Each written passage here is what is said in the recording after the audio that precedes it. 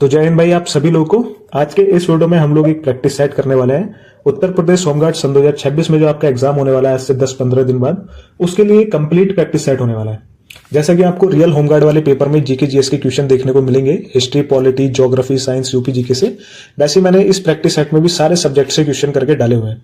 तो ये practice set आपको सेम टू सेम रियल वाले पेपर की तरह फील देगा। तो चलो देखते हैं एक एक क्वेश्चन को। शुरुआत करते हैं पहले क्वेश्चन से अपना। तो पहला क्वेश्चन है यहाँ पर, और इसमें बोल रहा है कि सती प्रथा का उल्लेख निम्नलिखित में किस अभिलेख में मिलता है। जो सती प्रथा थी उसका जो उल्लेख मिलता है हमको, वो कहां से मिलता है? तो दोस्तों उसका उल्लेख मिलता है हमको एरन अभिलेख से। Option number C right answer होगा। कहां से मिलता है सती प्रथा का उल्लेख? वो मिलता है एरन अभिलेख से। अगला क्वेश्चन देखते हैं। अगला क्वेश्चन में क्या बोला गया है कि महाजनपदों का उल्लेख किस बौद्ध ग्रंथ में मिलता है? जो महाजनपद थे, 16 महाजनपद थे, तो बोल रहा है कि उनका जो उल्लेख मिलता है वो किस बौद्ध ग्रंथ में मिलता है? तो दोस्तों वो मिलता है अंगुत्तर निकाय। Option number A right answer होगा। चलिए अगले क्वेश्चन की ओर बढ़ते हैं। तो दोस्तों यहाँ पर क्वेश्चन लिखा हुआ है कि प्रसिद्ध यूनानी राजदूत मेगास्थनीज भारत में किसके शासनकाल में आया था? जो भाई ये मेगास्थनीज था, ये भारत जब आया था, ये उस टाइम पर किसका शासनकाल था? तो उस टाइम पर भाई शासनकाल था चंद्रगुप्त मौर्य, और इसी के शासनकाल में ये भारत में आया था। अब ये जो मेगास्थनीज था, इसकी एक प्रसिद्ध पुस्तक भी है जिसको आप लोग इंडिका बोलते हो। आपसे पूछ लेता है कि इंडिका जो पुस्तक है उसका लेखक कौन है, या फिर वो किसकी प्रसिद्ध पुस्तक है? तो वो पुस्तक है मेगास्थनीज की। चलिए अगले क्वेश्चन की ओर बढ़ते हैं। बोल रहा है कि अशोक के अभिलेखों में अधिकांश अभिलेख किस भाषा में लिखे गए हैं? तो अशोक के जो बहुत सारे अभिलेख मिले हैं जिनकी मदद मिली है इतिहास को लिखने में, पूछ रहा है कि उन अभिलेखों को किस भाषा में लिखा गया है? तो दोस्तों उनको लिखा गया है प्राकृतिक भाषा में। ऑप्शन नंबर बी राइट होगा आपका। अगले क्वेश्चन की ओर बढ़ते हैं। यहां पर अगला क्वेश्चन है कि गुप्त वंश के किस शासक ने महाराजा धीराज की उपाधि धारण की? तो दोस्तों कौन सा शासक था वो गुप्त वंश का जिसको महाराजा धीराज की उपाधि धारण करने का मौका मिला था? तो दोस्तों वो था आपका चंद्रगुप्त प्रथम। Option number C right answer होगा। कौन था भाई? चंद्रगुप्त प्रथम। अगले क्वेश्चन की ओर बढ़ते हैं। बोल रहा है कि अजंता की गुफा किस काल से संबंधित है? अजंता की जो गुफाएं हैं वो किस काल से संबंधित है? तो दोस्तों वो संबंधित है गुप्त काल से। Option number C right answer होगा।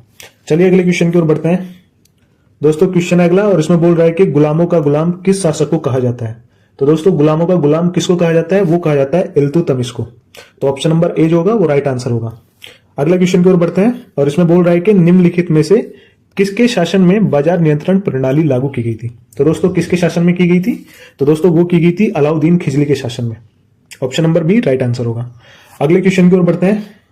दोस्तों इसमें बोल रहा है कि चंगेज खान के अधीन मंगोलों ने किसके शासनकाल में भारत पर आक्रमण किया था? मंगोल जो थे जब उन्होंने आक्रमण किया था भारत पर, तो उस समय जो शासन कर रहा था वो कौन था? तो दोस्तों वो किया था इल्तुतमिश, है ना। इल्तुतमिश के शासनकाल में मंगोलों ने आक्रमण किया था। तो ऑप्शन नंबर बी जो होगा वो राइट आंसर होगा। अगले क्वेश्चन की ओर बढ़ते हैं। बोल रहा है कि पानीपत का प्रथम युद्ध किसके मध्य हुआ था?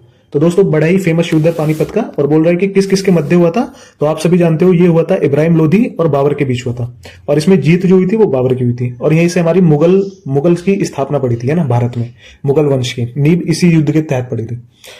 चलिए अगले क्वेश्चन को देखते हैं भाई। अगला क्वेश्चन है, और इसमें बोल रहा है कि हुमायूं का मकबरा कहां पर स्थित है? दोस्तों हुमायूं का मकबरा जो है वो कहां पर स्थित है? तो ये तो सभी को पता होगा, वो है दिल्ली में स्थित है। चलिए अगले क्वेश्चन की ओर बढ़ते हैं, और इसमें बोल रहा है कि मुगल काल की जो राजभाषा निम्नलिखित में से कौन सी थी? दोस्तों मुगलों की कौन सी भाषा थी? तो वो थी आपकी Farsi. Option number C right answer होगा। अगले क्वेश्चन की ओर बढ़ते हैं। दोस्तों अगला क्वेश्चन है, और इसमें बोल रहा है कि आधुनिक भारत में हिंदू धर्म का प्रथम सुधार आंदोलन था। तो दोस्तों हिंदू धर्म का प्रथम सुधार आंदोलन कौन सा था? तो वो था आपका ब्रह्म समाज। और दोस्तों पूछे कि ब्रह्म समाज की स्थापना किसने की थी? तो वो की थी राजा राम मोहन राय। और कब की थी उन्होंने? ये की थी 1828 ईस्वी में, है ना। तो ऑप्शन नंबर ए जो होगा राइट आंसर होगा। अगले क्वेश्चन की ओर बढ़ते हैं, और इसमें बोल रहा था सत्यार्थ प्रकाश पुस्तक के लेखक कौन है? तो दोस्तों इसके लेखक कौन है? इसके लेखक है आपके Dayanand Saraswati. Option number B right answer हो जाएगा। चलिए अगले क्वेश्चन की ओर बढ़ते हैं। दोस्तों यहां पर बोल रहा है कि 1857 के विद्रोह का नेतृत्व बिहार में किसने किया था? तो दोस्तों बिहार में नेतृत्व किसने किया था? वो थे आपके Kunwar Singh. Option number C जो होगा वो राइट आंसर होगा। अगले क्वेश्चन की ओर बढ़े भाई। अगला क्वेश्चन बोल रहा है कि भारतीय राष्ट्रीय कांग्रेस की स्थापना किस वर्ष हुई थी? तो दोस्तों राष्ट्रीय कांग्रेस की स्थापना कब हुई थी? वो हुई थी आपकी 1885 ईस्वी में, आईएनसी, इंडियन नेशनल कांग्रेस। और अगर पूछे कि किसके द्वारा हुई थी, तो भाई उस व्यक्ति का नाम था A.O. हुमे, है ना। और दोस्तों अगर पूछे कि भारतीय राष्ट्रीय कांग्रेस के पहले अध्यक्ष कौन थे, तो वो थे W.C. बनर्जी। ठीक है, अगले क्वेश्चन की ओर बढ़ते हैं दोस्तों। तो भाई अगला क्वेश्चन है, गांधी इरविन समझौता किससे संबंधित है? तो दोस्तों ये किससे संबंधित है? ये है सविनय अवज्ञा आंदोलन से। Option number B right answer हो जाएगा। अगले क्वेश्चन की ओर बढ़ते हैं। इसमें बोल रहा था कि स्वतंत्र भारत के प्रथम भारतीय गवर्नर जनरल कौन था? दोस्तों जब भारत आजाद हुआ था तो उसके पहले गवर्नर जनरल कौन थे जो भारतीय थे? तो वो थे सी राजागोपालचारी। और अगर यहाँ पे भारतीय शब्द नहीं होता और इसमें पूछता कि स्वतंत्र भारत का प्रथम गवर्नर जनरल कौन था, तो दोस्तों वो था लॉर्ड माउंटबेटन, और यही आखिरी गवर्नर जनरल भी था भारत का। तो इस क्वेश्चन का जो आंसर होगा वो option number B right answer हो जाएगा। अगले क्वेश्चन की ओर बढ़ते हैं दोस्तों, और इस क्वेश्चन में बोल रहा है कि तीनों गोलमेज सम्मेलन में भाग लेने वाले प्रथम भारतीय व्यक्ति कौन थे? भाग लेने वाले भारतीय व्यक्ति कौन थे? तो दोस्तों कौन थे? आप सभी जानते हो, डॉक्टर बी आर अम्बेडकर, जिन्होंने तीनों गोलमेज सम्मेलन में भाग लिया था। तो ऑप्शन नंबर बी जो होगा वो राइट आंसर हो जाएगा। दोस्तों अगले क्वेश्चन को देखते हैं। इसमें बोल रहा है कि भारतीय संविधान के अनुसार संघ की कार्यपालिका की शक्ति किसमें निहित होती है? तो आप सभी को पता है संघ की कार्यपालिका की जो शक्ति होती है वो किसमें निहित होती है? वो होती है राष्ट्रपति में। तो ऑप्शन नंबर ए जो होगा वो आपका राइट आंसर हो जाएगा। चलिए भाई अगला क्वेश्चन देखते हैं। दोस्तों अगला क्वेश्चन है कि भारत के राष्ट्रपति को उसके पद से किसके द्वारा हटाया जाता है? तो दोस्तों किसके द्वारा हटाया जाता है उसके पद से? वो हटाया जाता है संसद के द्वारा। और किस प्रक्रिया से हटाया जाता है? वो कहलाती है महाभियोग, है ना। अभी आपको आगे क्वेश्चन देखने को मिलेगा। तो इस क्वेश्चन का राइट आंसर होगा संसद हटा सकती है ना। अगला क्वेश्चन है यहाँ पर बोल रहा है कि भारत में कुल कितने उच्च न्यायालय हैं? तो दोस्तों भारत में टोटल 25 उच्च न्यायालय है ना।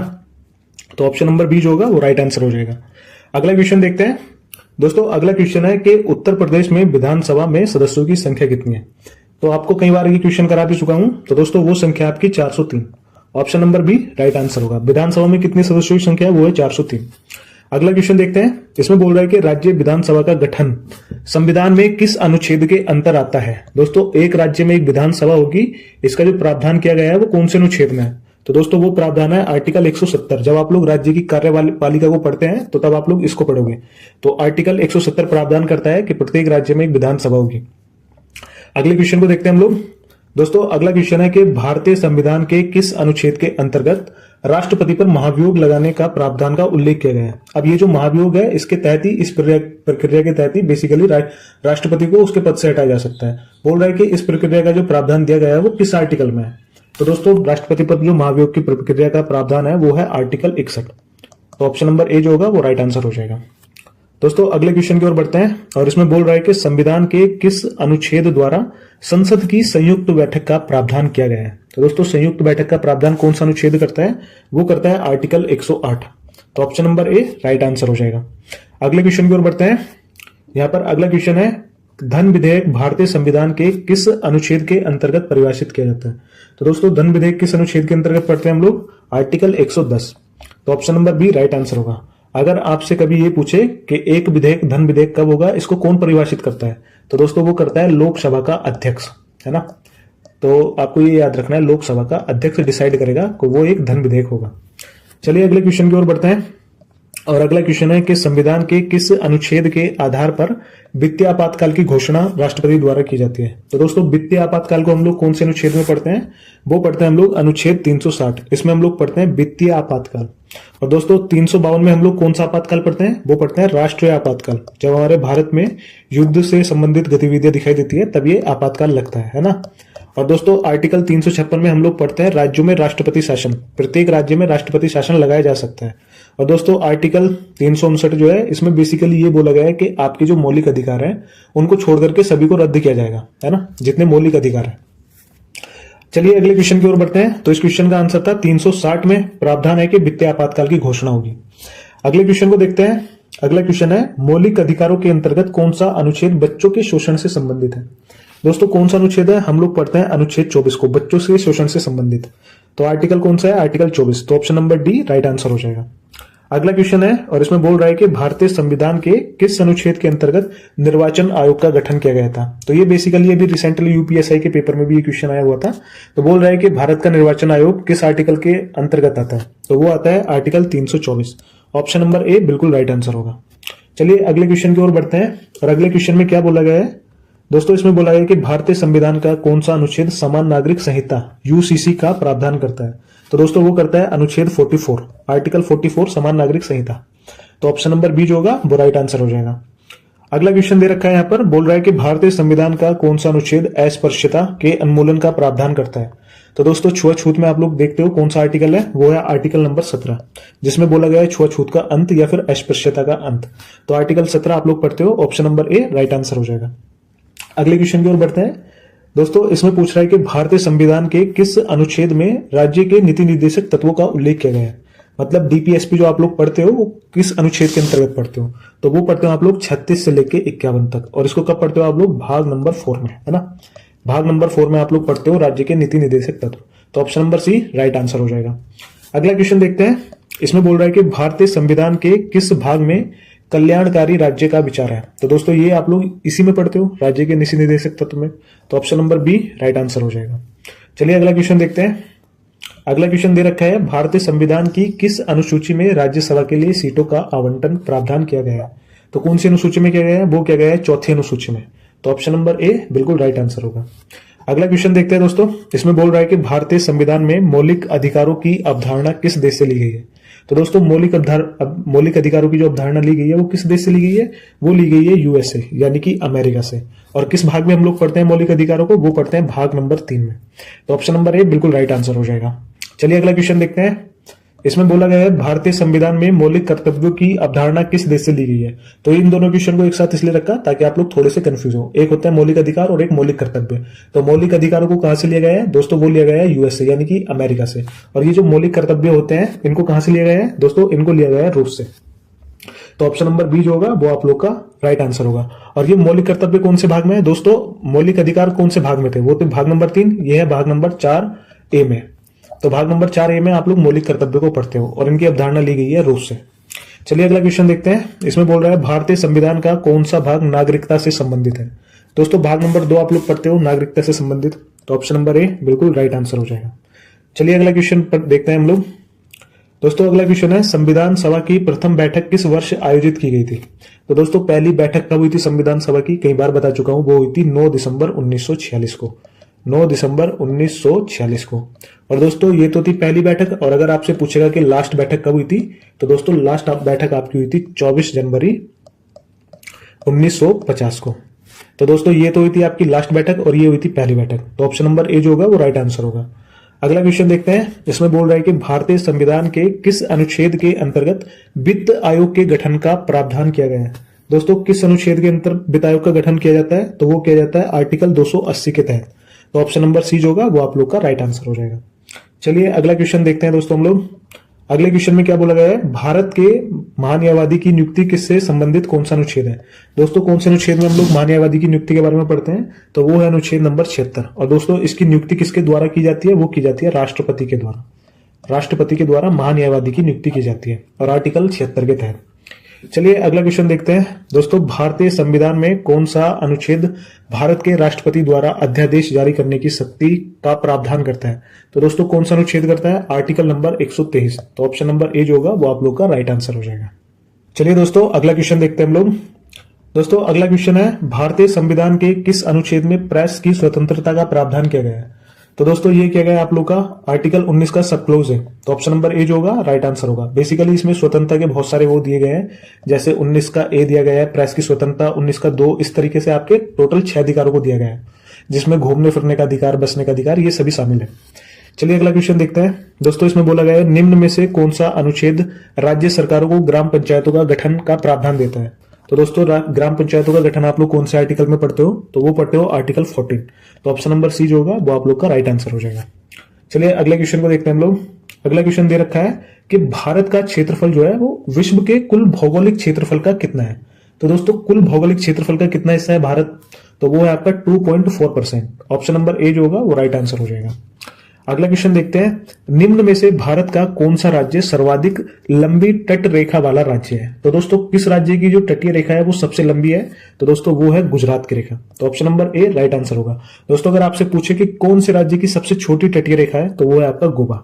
तो ये गोवा आपको याद रखना है। सबसे बड़ी किसकी तटीय रेखा है, वो है गुजरात की, और सबसे छोटी किसकी है, वो है गोवा की। चलिए अगले क्वेश्चन को देखते हैं। अगला क्वेश्चन है, कौन सी अक्षांश रेखा भारत के मध्य से होकर गुजरती है। तो दोस्तों भारत के मध्य से होकर कौन सी रेखा गुजरती है, वो गुजरती है कर्क रेखा। तो ऑप्शन नंबर ए जो होगा वो राइट आंसर होगा। अगला क्वेश्चन देखते हैं, कर्क रेखा भारत के कितने राज्यों से होकर गुजरती है दोस्तों? तो वो गुजरती है 8 राज्यों से होकर। कौन कौन से, एक बार मैं आपको बता देता हूं। राजस्थान, गुजरात और मध्य प्रदेश, एमपी और छत्तीसगढ़ से गुजरती है।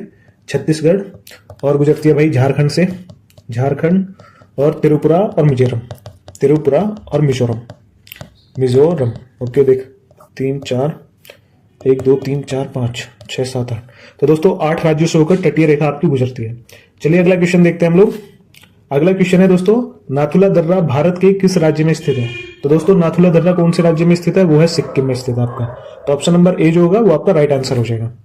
दोस्तों अगला क्वेश्चन देखते हैं, निम्नलिखित में से कौन सी नदी व्रंश घाटियों से होकर बहती है? दोस्तों भ्रंश घाटी से होकर कौन सी नदी बहती है आपकी? तो वो है आपकी नर्मदा नदी, है ना। तो ऑप्शन नंबर ए जो होगा वो आपका राइट आंसर हो जाएगा। चलिए अगला क्वेश्चन देखते हैं। दोस्तों अगला क्वेश्चन है, निम्नलिखित में से कौन सी भारत की सबसे बड़ी प्रायद्वीपीय नदी है? तो दोस्तों सबसे बड़ी प्रायद्वीपीय नदी कौन सी है भारत की? वो है आपकी गोदावरी। और इसकी लंबाई कितनी है? 1465 किलोमीटर। ये आपको याद रखना है। सबसे लंबी नदी प्रायद्वीपीय कौन सी है? वो है आपकी गोदावरी। और इसकी लंबाई कितनी है? 1465 किलोमीटर। चलिए अगला क्वेश्चन देखते हैं दोस्तों। इसमें बोला गया कि निम्न में से किस नदी को दक्षिण की गंगा कहा जाता है? दोस्तों दक्षिण की गंगा किस नदी को कहा जाता है? तो वो कहा जाता है आपको गोदावरी को। तो ऑप्शन नंबर सी जो होगा वो राइट आंसर हो जाएगा। चलिए अगला क्वेश्चन देख लेते हैं हम लोग। दोस्तों अगला क्वेश्चन है, निम्न में से पीली क्रांति किससे संबंधित है? अब क्रांतियां बहुत इंपॉर्टेंट होती हैं, तो आपको पता होना चाहिए हर एक क्रांति के बारे में। और इसमें पूछ रहा है कि जो पीली क्रांति थी वो किससे संबंधित थी? दोस्तों पीली क्रांति थी तिलहन उत्पादन से संबंधित। तो ऑप्शन नंबर ए जो होगा वो आप लोग का राइट आंसर हो जाएगा। अगला क्वेश्चन देखते हैं। दोस्तों भारत का सबसे लंबा बांध कौन सा है? भारत का सबसे लंबा बांध कौन सा है दोस्तों? वो आपका हीराकुंड बांध। और दोस्तों ये कौन से राज्य में स्थित है? ये है ओडिशा में स्थित, ओडिशा में, है ना। तो ऑप्शन नंबर सी जो होगा वो आप लोग का राइट आंसर हो जाएगा। चलिए दोस्तों अगला क्वेश्चन देखते हैं हम लोग। दोस्तों इसमें बोल रहा है कि निम्न में से कौन सी नदी धुआंधार जल प्रपात बनाती है? तो दोस्तों धुआंधार जो जल प्रपात कौन सी नदी बनाती है? वो बनाती है आपकी नर्मदा नदी। तो ऑप्शन नंबर ए जो होगा वो आप लोग का राइट आंसर हो जाएगा। अगला क्वेश्चन देखते हैं, लावा के प्रवाह से किस मिट्टी का निर्माण होता है? दोस्तों लावा के प्रवाह से किस मिट्टी का निर्माण होता है? तो वो होता है आपका काली मृदा का निर्माण। तो ऑप्शन नंबर ए जो होगा वो आप लोग का राइट आंसर हो जाएगा। अगला क्वेश्चन देखते हैं। दोस्तों अगला क्वेश्चन है, चंद्रप्रभा वन्यजीव अभ्यारण्य किस राज्य में स्थित है? अब ये आपने यूपीजीके में कई बार पढ़ा होगा। तो ये कौन से राज्य में स्थित है? दोस्तों ये है आपका उत्तर प्रदेश में स्थित। और अगर ये पूछ ले कि किस जनपद में स्थित है दोस्तों, तो ये आपका चंदौली, चंदौली। तो ये चंदौली में स्थित है चंद्रप्रभा वन्यजीव अभ्यारण्य। चलिए अगला क्वेश्चन देखते हैं दोस्तों। अगला क्वेश्चन है कि भारत में ऑपरेशन फ्लड कार्यक्रम का प्रारंभ कब हुआ था? दोस्तों ऑपरेशन फ्लड इसका जो प्रारंभ हुआ था वो कब हुआ था? इसका प्रारंभ हुआ था 1970 ईस्वी में। तो ऑप्शन नंबर सी जो होगा वो राइट आंसर होगा। और इसका जो संबंध था दोस्तों ऑपरेशन फ्लड का, अगर वो पूछ ले तो इसका संबंध था दुग्ध उत्पादन से, दुग्ध उत्पादन से, उत्पादन से। तो ये आप लोग को याद रखना है। चलिए दोस्तों अगला क्वेश्चन देखते हैं हम लोग। तो दोस्तों अगला क्वेश्चन है आप लोग का, भारत का प्रथम परमाणु ऊर्जा केंद्र कहां पर है? दोस्तों भारत का जो पहला परमाणु ऊर्जा केंद्र है वो कहां पर स्थापित है? तो वो स्थापित है तारापुर परमाणु ऊर्जा केंद्र जो कि है महाराष्ट्र में। तो ऑप्शन नंबर बी जो होगा वो राइट आंसर होगा। दोस्तों अगर यूपी में पूछो यूपी में परमाणु ऊर्जा केंद्र कहां पर है, तो आप लोगों को पता होना चाहिए वो है नरोरा में स्थित। चलिए अगले क्वेश्चन की ओर बढ़ते हैं। इसमें बोल रहा है कि भारतीय खनिज पदार्थों का भंडार किस पठार को कहा जाता है? दोस्तों किस पठार को कहा जाता है भारतीय खनिज भंडार? तो वो कहा जाता है आपका छोटा नागपुर पठार को। तो ऑप्शन नंबर ए जो होगा वो आप लोग का राइट आंसर हो जाएगा। चलिए अगला क्वेश्चन देखते हैं। दोस्तों अगला क्वेश्चन है, उत्तर प्रदेश की सर्वाधिक जनसंख्या वाली जनजाति निम्नलिखित में से कौन सी है? तो दोस्तों सर्वाधिक जनसंख्या वाली जाति कौन सी है हमारी? वो है Tharu. Option number A right answer हो जाएगा। चलिए अगला क्वेश्चन देखते हैं। भारत में टाइगर प्रोजेक्ट किस वर्ष शुरू किया गया था? दोस्तों टाइगर प्रोजेक्ट कब शुरू किया गया था भारत में? तो ये किया गया था 1973 ईस्वी में। ऑप्शन नंबर बी जो होगा वो राइट आंसर होगा। अगला क्वेश्चन लिखा हुआ है कि भारतीय अर्थव्यवस्था किस स्वरूप की है? तो दोस्तों भारतीय अर्थव्यवस्था जो है वो किस स्वरूप की है? वो है मिश्रित अर्थव्यवस्था। तो ऑप्शन नंबर ए जो होगा वो राइट आंसर हो जाएगा, मिश्रित अर्थव्यवस्था। चलिए अगला क्वेश्चन देखते हैं। दोस्तों वैश्वीकरण का अर्थ क्या है? तो दोस्तों वैश्वीकरण का जो अर्थ है वो क्या होता है? घरेलू अर्थव्यवस्था का वैश्विक अर्थव्यवस्था के साथ एकीकरण। तो दोस्तों ऑप्शन नंबर डी जो होगा वो राइट आंसर हो जाएगा। चलिए अगला क्वेश्चन देखते हैं हम लोग। दोस्तों अगला क्वेश्चन बोला गया है कि भारत में ग्रामीण क्षेत्रों में कौन सी बेरोजगारी सबसे सर्वाधिक पाई जाती है? तो दोस्तों कौन सी बेरोजगारी पाई जाती है? एक तो मौसमी भी पाई जाती है और अदृश्य भी। तो इसका मतलब उपयुक्त दोनों। ऑप्शन नंबर सी जो होगा वो आप लोग का राइट आंसर होगा। अगर यहां से कोई ऑप्शन नहीं होता तो आप लोग मौसमी बेरोजगारी लगाते, और अगर मौसमी नहीं होता तो अदृश्य। अगर दोनों ऑप्शन है तो फिर उपयुक्त दोनों। चलिए अगला क्वेश्चन देखते हैं दोस्तों। भारत की राष्ट्रीय आय में सर्वाधिक योगदान किस क्षेत्र का होता है? तो दोस्तों सर्वाधिक योगदान जो होता है वो विनिर्माण क्षेत्र का होता है। ऑप्शन नंबर बी जो होगा वो राइट आंसर होगा। चलिए अगला क्वेश्चन देखते हैं हम लोग। दोस्तों अगला क्वेश्चन है, भारत की राष्ट्रीय आय अनुमानित होती है किस चीज से अनुमान लगाया जाता है भारतीय राष्ट्रीय आय का? तो दोस्तों वो लगाया जाता है केंद्रीय सांख्यिकीय संगठन द्वारा, सीएसओ, जिसको हम लोग सीएसओ बोलते हैं। तो ऑप्शन नंबर सी जो होगा वो आपका राइट आंसर हो जाएगा। दोस्तों अगला क्वेश्चन देखते हैं, भारत में किसे बैंकों का बैंक कहा जाता है? तो दोस्तों किसको कहा जाता है बैंकों का बैंक? वो कहा जाता है आपका आरबीआई को, रिजर्व बैंक ऑफ इंडिया। तो ऑप्शन नंबर ए जो होगा वो आपका राइट आंसर हो जाएगा। चलिए दोस्तों अगला क्वेश्चन देखते हैं, और इस क्वेश्चन में लिखा गया है कि भारत की प्रथम पंचवर्षीय योजना किस मॉडल पर आधारित थी? तो दोस्तों प्रथम पंचवर्षीय योजना जो थी वो कौन से मॉडल पर आधारित थी? तो वो था हैरोल्ड डोमर मॉडल। तो ऑप्शन नंबर सी जो होगा वो राइट आंसर हो जाएगा। चलिए अगला क्वेश्चन देखते हैं। बोल रहा है कि भारत में वित्तीय वर्ष डैश से गिना जाता है, मतलब कब से कब तक गिना जाता है दोस्तों वित्तीय वर्ष हमारा? तो वो गिना जाता है 1 अप्रैल से लेके 31 मार्च तक, है ना। तो ऑप्शन नंबर ए जो होगा वो आप लोग का राइट आंसर हो जाएगा। चलिए अगला क्वेश्चन देखते हैं हम लोग। दोस्तों अगला क्वेश्चन है, कब संयुक्त प्रांत का नाम बदलकर उत्तर प्रदेश किया गया था? तो दोस्तों ये तो आप सभी को पता होगा कब किया गया था उत्तर प्रदेश संयुक्त प्रांत का नाम बदलकर। तो वो किया गया था 24 जनवरी 1950 को, और इसी दिन को हम लोग अपने राज्य के दिवस के रूप में बनाते हैं, उत्तर प्रदेश दिवस के। तो ऑप्शन नंबर ए जो होगा वो राइट आंसर हो जाएगा। चलिए अगला क्वेश्चन देखते हैं दोस्तों। बोल रहा है कि उत्तर प्रदेश में मुख्यतः किस प्रकार की मृदा पाई जाती है? तो दोस्तों उत्तर प्रदेश में कौन सी मृदा पाई जाती है? तो वो पाई जाती है आपकी जलोढ़ मृदा। ऑप्शन नंबर बी जो होगा वो आप लोग का राइट आंसर हो जाएगा। चलिए अगला क्वेश्चन देख लेते हैं हम लोग। दोस्तों इस क्वेश्चन में बोला गया है कि कृषि मिशन भारत किस वर्ष आया था? तो दोस्तों कृषि मिशन कब आया था भारत में? वो आया था 1942 ईस्वी में। तो ऑप्शन नंबर ए जो होगा वो राइट आंसर हो जाएगा। दोस्तों 1946 में हम लोग किसको पढ़ते हैं? कैबिनेट मिशन योजना। कैबिनेट मिशन योजना अगर पूछे कि कब भारत आई थी तो वो आई थी 1946 ईस्वी में, है ना। और अगर पूछे कृषि मिशन कब आया था, वो आया था 1942 में। तो ऑप्शन नंबर ए जो होगा वो उसका राइट आंसर हो जाएगा। चलिए अगला क्वेश्चन देख लेते हैं। दोस्तों अगला क्वेश्चन है, भारतीय राष्ट्रीय कांग्रेस की प्रथम महिला अध्यक्ष कौन थी? तो दोस्तों पहली महिला अध्यक्ष कौन थी राष्ट्रीय कांग्रेस की? तो वो थी आपकी Annie Besant. Option number C जो होगा वो राइट आंसर होगा। दोस्तों अगर आपसे पूछे कि पहली भारतीय महिला कौन थी, ये तो ब्रिटिशर्स थी एनी बेसेंट। अगर पूछे कि पहली भारतीय महिला कौन थी अध्यक्ष जो थी कांग्रेस की, तो दोस्तों वो थी आपकी सरोजनी नायडू, जो कि ऑप्शन नंबर ए में लिखा हुआ है। तो वो थी सरोजनी नायडू। तो ये आपको याद रखना है, अगर भारतीय पूछे तो सरोजनी नायडू, और अगर खाली ऐसे पूछे कि प्रथम महिला अध्यक्ष कौन थी तो वो थी आपकी एनी बेसेंट। चलिए अगला क्वेश्चन देख लेते हैं। दोस्तों अगला क्वेश्चन है, और इसमें बोल रहा है कि बंगाल विभाजन के विरुद्ध विद्रोह का नेतृत्व किसने किया था? तो दोस्तों किसने किया था? वो सुरेंद्र नाथ बनर्जी ने। कब? जब बंगाल विभाजन हुआ था। और बंगाल विभाजन कब हुआ था? 1905 में। और उस समय कौन था भाई? लॉर्ड कर्जन, जो कि वायसराय था भारत का। तो ये आपको याद रखना है। चलिए अगला क्वेश्चन देखते हैं दोस्तों। अगला क्वेश्चन है, स्वराज पार्टी की स्थापना किस वर्ष की गई थी? दोस्तों स्वराज पार्टी की स्थापना किस वर्ष की गई थी? तो वो की गई थी 1923 ईस्वी को। और किसके द्वारा गई थी? एक तो सीआर दास थे और एक थे आपके मोती नेहरू, है ना। तो ये आपको याद रखना है बेसिकली। स्वराज पार्टी की स्थापना कब की गई थी? 1923 ईस्वी को। और किस किसके द्वारा? सीआर दास और मोती नेहरू के द्वारा। चलिए दोस्तों अगला क्वेश्चन देखते हैं हम लोग। तो दोस्तों यहाँ पर अगला क्वेश्चन है, साइमन कमीशन भारत किस वर्ष आया? तो दोस्तों साइमन कमीशन भारत कब आया था? ये आया था 1928 ईस्वी में। तो ऑप्शन नंबर ए जो होगा वो राइट आंसर हो जाएगा। अगला क्वेश्चन देखते हैं दोस्तों। निम्नलिखित में से किस राज्य का लिंगानुपात सर्वाधिक है? तो दोस्तों लिंगानुपात कौन से राज्य का सर्वाधिक है? वो है आपका केरल राज्य। तो ऑप्शन नंबर ए जो होगा वो आप लोग का राइट आंसर होगा। अगला क्वेश्चन देखते हैं हम लोग। दोस्तों अगला क्वेश्चन है, यहाँ पर बोल रहा है कि निम्नलिखित में से किस राज्य का जनसंख्या घनत्व सर्वाधिक है? सबसे अधिक जनसंख्या घनत्व कौन से राज्य का है? तो वो है दोस्तों आपका बिहार का। तो ऑप्शन नंबर ए जो होगा वो राइट आंसर हो जाएगा। अगला क्वेश्चन देखते हैं दोस्तों। इसमें बोला है कि निम्न में से वायुमंडल की किस परत में वायुमंडलीय मौसमी गतिविधियां होती हैं? मौसमी गतिविधियां कैसे दोस्तों? जैसे वर्षा हुआ, आंधी तूफान वगैरह चलना, तो ये कौन से उसमें होती है? तो दोस्तों ये होती है क्षोभ मंडल में। ऑप्शन नंबर ए जो होगा वो आप लोग का राइट आंसर हो जाएगा, क्षोभ मंडल में। चलिए अगला क्वेश्चन दोस्तों। अगला क्वेश्चन है, ध्वनि प्रदूषण को किस इकाई में मापा जाता है? तो ये दो क्वेश्चन मैं ऑलरेडी करा भी चुका हूं, जिसमें बोला था कि अधिकतम सुनने की क्षमता कितनी है मनुष्य की, तो वो थी 95 डेसिबल। और इसमें पूछ रहा है कि ध्वनि प्रदूषण को किस इकाई में नापा जाता है? तो वो नापा जाता है डेसिबल में। तो ऑप्शन नंबर बी जो होगा वो राइट आंसर हो जाएगा आपका। चलिए अगला क्वेश्चन देखते हैं दोस्तों। निम्न में से किस रंग का तरंग दैर्ध्य सबसे अधिक होता है? तो कौन सा रंग होता है जो सबसे अधिक दिखाई पड़ता है? तो वो दिखाई पड़ता है आपका लाल रंग। तो ऑप्शन नंबर ए जो हो जाएगा वो राइट आंसर हो जाएगा। दोस्तों अगर पूछे कि सबसे कम कौन सा रंग दिखाई देता है तो वो दिखाई देता है आपका बैंगनी रंग। तो ये आपको कम में याद रखना है, और सबसे अधिक तरंग दैर्ध्य होती है लाल रंग की। तो ये आपका लाल रंग राइट आंसर हो जाएगा। चलिए अगला क्वेश्चन देखते हैं दोस्तों अगला क्वेश्चन है, निकट दृष्टि दोष में किस लेंस का प्रयोग किया जाता है? तो दोस्तों निकट दृष्टि दोष जब होता है उसमें हम लोग कौन से लेंस का यूज करते हैं? उसमें करते हैं भाई हम लोग अवतल लेंस का यूज। और जब दूर दृष्टि दोष होता है, ये तो निकट वाला था, और अगर दूर दृष्टि दोष होगा तब कौन से लेंस का यूज करेंगे? तब करेंगे हम लोग उत्तल लेंस का। तो इस वाले क्वेश्चन का जो राइट आंसर होगा ऑप्शन नंबर सी।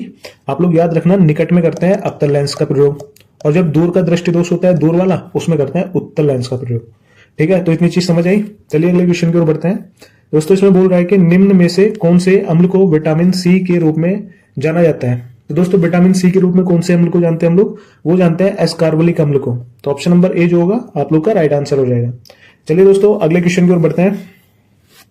तो भाई अगला क्वेश्चन लिखा हुआ है कि पेड़ पौधों का खाना तैयार करने की प्रक्रिया क्या कहलाती है?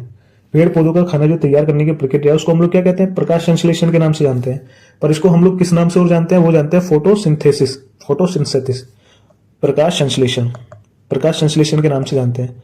और दोस्तों किस नाम से? फोटोसिंथेसिस नाम से। तो ऑप्शन नंबर सी जो होगा वो आप लोग का राइट आंसर हो जाएगा। अगला क्वेश्चन दे रखा है, लार में कौन सा एंजाइम पाया जाता है? जो लार होती है मनुष्य की, उसमें कौन सा एंजाइम पाया जाता है दोस्तों? उसमें पाया जाता है टॉयलिन। ऑप्शन नंबर बी जो होगा वो आप लोग का राइट आंसर होगा। तो चलिए अगले क्वेश्चन की ओर बढ़ते हैं। दोस्तों अगला क्वेश्चन है, मनुष्य शरीर में लाल रक्त कण आरबीसी का निर्माण कहाँ होता है? तो दोस्तों आरबीसी जो है उसका निर्माण कहां पर होता है? शरीर के कौन से अंग में होता है? तो ये होता है आपका अस्थि मज्जा। Option number B right answer होगा। कहां पर होता है लाल रक्त कण का निर्माण? वो होता है अस्थि मज्जा में। अगला क्वेश्चन पर देखते हैं हम लोग, सफेद रक्त कण डब्ल्यूबीसी का मुख्य कार्य क्या है? दोस्तों इसका मुख्य कार्य क्या होता है? रोग प्रतिरोधक क्षमता धारण करना। तो option number C right answer हो जाएगा। दोस्तों अगला क्वेश्चन देखते हैं हम लोग। तो दोस्तों यहां पर क्वेश्चन है, निम्नलिखित में से कौन सा विश्व का सबसे ऊंचा ज्वालामुखी पर्वत है? तो दोस्तों विश्व का सबसे ऊंचा ज्वालामुखी पर्वत जो है उसका नाम क्या है? दोस्तों उसका नाम है Mount Cotopaxi. Option number C right answer हो जाएगा। चलिए अगला क्वेश्चन देखते हैं दोस्तों। इसमें बोला है कि प्रोटॉन की खोज किसने की थी? तो दोस्तों प्रोटॉन की खोज किसने की थी? तो वो की थी आपकी गोल्डस्टीन ने। अगर ये ऑप्शन में ना हो गोल्डस्टीन, तब किसको आंसर करोगे आप लोग? तब करोगे रदरफोर्ड को। रदरफोर्ड। बेसिकली हम लोग प्रोटॉन की खोज में इन दोनों को जानते हैं, पर सबसे ज्यादातर जानते हैं रदरफोर्ड को। अगर ऑप्शन में रदरफोर्ड है तो उसको राइट करेंगे, और अगर गोल्डस्टीन है तो उसको राइट करेंगे। ठीक है, चलिए अगले क्वेश्चन की ओर बढ़ते हैं। दोस्तों अगला क्वेश्चन है कि मानव शरीर की किस ग्रंथि को मास्टर ग्रंथि कहा जाता है? तो भाई कौन सी ग्रंथि है जिसको मास्टर ग्रंथि कहा जाता है? वो कहा जाता है पीयूष ग्रंथि को। ऑप्शन नंबर सी जो होगा वो राइट आंसर हो जाएगा। अगला क्वेश्चन देखते हैं, शरीर में उत्तकों का निर्माण किसके द्वारा होता है? दोस्तों उत्तकों का जो निर्माण होता है शरीर में वो किसके द्वारा होता है? तो वो होता है प्रोटीन के द्वारा। ऑप्शन नंबर ए बिल्कुल राइट आंसर हो जाएगा। चलिए अगला क्वेश्चन देखते हैं। दोस्तों अगला क्वेश्चन है, निम्नलिखित में से किस विटामिन की कमी से रतौंधी रोग होता है? रतौंधी जो रोग होता है वो किस विटामिन की कमी से होता है? तो दोस्तों वो होता है आपका विटामिन ए की कमी से। तो ए जो होगा आपका राइट आंसर हो जाएगा। चलिए अगला क्वेश्चन देखते हैं दोस्तों, विश्व पर्यावरण दिवस कब मनाया जाता है? दोस्तों विश्व पर्यावरण दिवस मनाया जाता है हर साल 5 जून को। तो ऑप्शन नंबर बी जो होगा वो आपका राइट आंसर हो जाएगा। चलिए अगला क्वेश्चन देख लेते हैं। दोस्तों अगला क्वेश्चन है, भौतिक में नोबेल पुरस्कार जीतने वाले पहले भारतीय व्यक्ति कौन थे? तो दोस्तों पहले भारतीय व्यक्ति कौन थे जिनको भौतिकी में नोबेल पुरस्कार मिला था? तो वो थे आपके CV Raman. Option number C जो होगा वो आप लोग का राइट आंसर होगा। दोस्तों अगला क्वेश्चन देखते हैं, राष्ट्रीय मानवाधिकार आयोग एनएचआरसी के अध्यक्ष और सदस्यों की नियुक्ति किसके द्वारा की जाती है? तो दोस्तों किसके द्वारा की जाती है? वो की जाती है राष्ट्रपति के द्वारा। तो बस भाई यही थे इस वीडियो में 100 क्वेश्चन जो कि आप लोग को अच्छे से समझ में आए होंगे। तो बस यही था आज का वीडियो। हम लोग मिलते हैं फिर किसी नई वीडियो में, तब तक के लिए बाय बाय।